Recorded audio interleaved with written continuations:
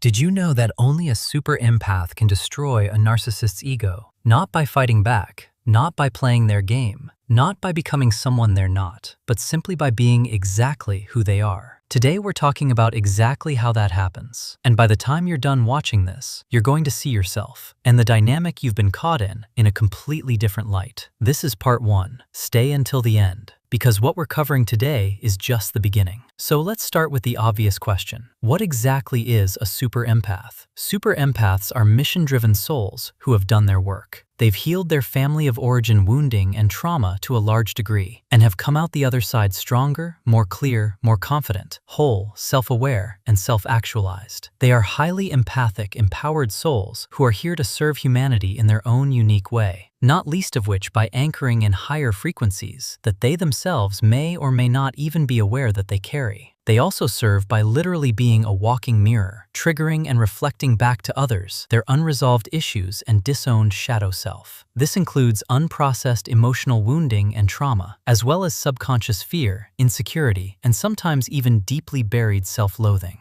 And this is especially true when we're talking about people who land on the spectrum of destructive narcissism. Now, because super empaths so easily pick up on other people's feeling state, the energy they carry, their true intentions, hidden judgments, attitudes, behaviors, and personality traits, super empaths can temporarily take on those traits and project them back to the rightful owner. Anything that is hidden, envy, jealousy, fear, insecurity, feelings of inadequacy, suppressed guilt, shame, anger, dirty little secrets, or dirty big secrets, these things build in energetic intensity the longer they are left buried beneath the surface of a person's conscious awareness. If someone has traits they don't like about themselves, they will inevitably be triggered and reminded of those traits when they are in the presence of a super empath. And this is one reason why there can sometimes be an instant dislike toward a super empath, in particular when meeting unconscious people whose comfort zone is toxicity, dysfunction, and denial. If that's where they live, whether consciously aware of it or not, the super empath shows up on the scene with all of their light, their love, their high-vibing good nature and intent, and it can, and often does, completely disrupt the status quo. And this can happen whether or not the super empath ever even opens their mouth. If you're an empath and this has been your experience, it is likely because without even realizing it, you are reflecting back to others the truth that they aren't ready, willing, or able to face about themselves. The truth they prefer to hide from, project, and deny. And this is precisely why so many super empaths have had the experience of being cast as the family scapegoat in sick, dysfunctional family systems. They are disruptive by nature, or more precisely, the frequency they carry is disruptive by nature. Even as toddlers, simply by virtue of the energetic frequency they carry, super empaths remind others of who they are, for better or worse. And for less evolved, less secure, and less conscious individuals, this can be extremely uncomfortable. Now, the truth is, in addition to being fully committed to their own healing and ascension journey, the super empath can absolutely be the catalyst for healing and growth in others. But when dealing with narcissists, more often than not, that opportunity is missed. And instead, the result is projection. Projection is the narcissist's subconscious protective mechanism and survival strategy. When this kicks in, they attempt to project all of their disowned shadow self onto the super empath. The point of all of this projection, of course, is to blame the super empath, to make the super empath responsible for all the appalling attitudes, harmful choices, and behaviors that actually belong to the narcissist. The goal is to unburden themselves of the heavy load they carry, which is typically buried deep within their subconscious. If you identify as a super empath and find yourself having this experience, whatever you do, do not engage. No matter how well-intended you may be, it's not likely to help. Rather, let the narcissist carry their own load and feel the full weight of what they are trying so hard to avoid by projecting it onto you. Now, like all empaths, super empaths look for and often see the best in others, even when it's not actually there.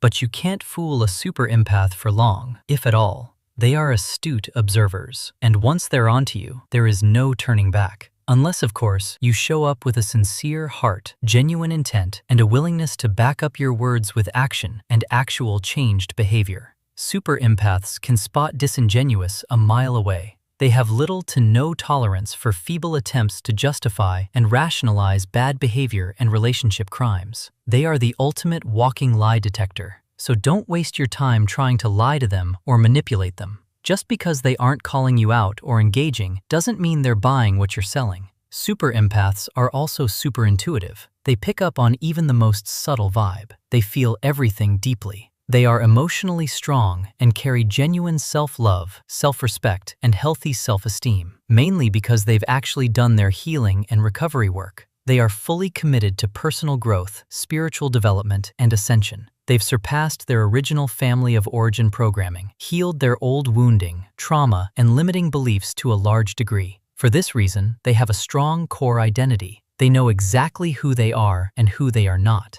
They don't need your validation and approval. They know their own mind and they trust themselves. They have the power of clear, wise discernment. They don't lie to themselves, and they certainly don't lie to, for, or about others. They've been through the fire more than once and have come out the other side stronger, wiser, more grounded, and more clear as a result. They are loyal to the truth, honest to a fault, straight shooters, which of course is deeply problematic for people who prefer the cozy comfort of denial, deception, manipulation, and dysfunction. Like, for example, narcissists. Unlike other empaths, the super empath is not a good target, mainly because they are not easy to manipulate, which is another reason they're so problematic in dysfunctional family dynamics and other toxic, low-vibrational circles. They see through people and they don't miss a thing. That smug you're wearing on your face or the way you rolled your eyes, it didn't go unnoticed, but neither did it land, nor did it affect them. It just exposed you for who you are. They pick up on disingenuous intent and manipulation very quickly. They also don't scare easily. You cannot intimidate a super empath. Don't waste your time trying. Super empaths don't look for confrontation or go out of their way to create conflict unnecessarily. But neither do they shy away from it if the occasion calls for going nose to nose or toe to toe with an emotional manipulator, a liar, or a toxic bully. And this makes liars, toxic bullies, and emotional manipulators very nervous and uncomfortable. They're outmatched and they know it. It's all about the frequency the super empath carries. Although it's definitely high vibing, it is also disruptive and disturbing, in particular for people who have something to hide or have yet to do their work. That is part 1. We've covered what a super empath actually is, why their presence alone is enough to crack the narcissist's mask, how projection works and why it fails against a super empath, and why the narcissist is already outmatched before a single word is spoken. Part 2 is coming very soon, and it goes even deeper into exactly what makes the super empath completely undefeatable, why the narcissist's most powerful tactics fall completely flat, and the one thing the super empath does effortlessly that destroys the narcissist's ego for good. You don't want to miss it. Subscribe and hit the notification bell so you are the first to know the moment part 2 drops, because the second half of this story is where everything clicks into place.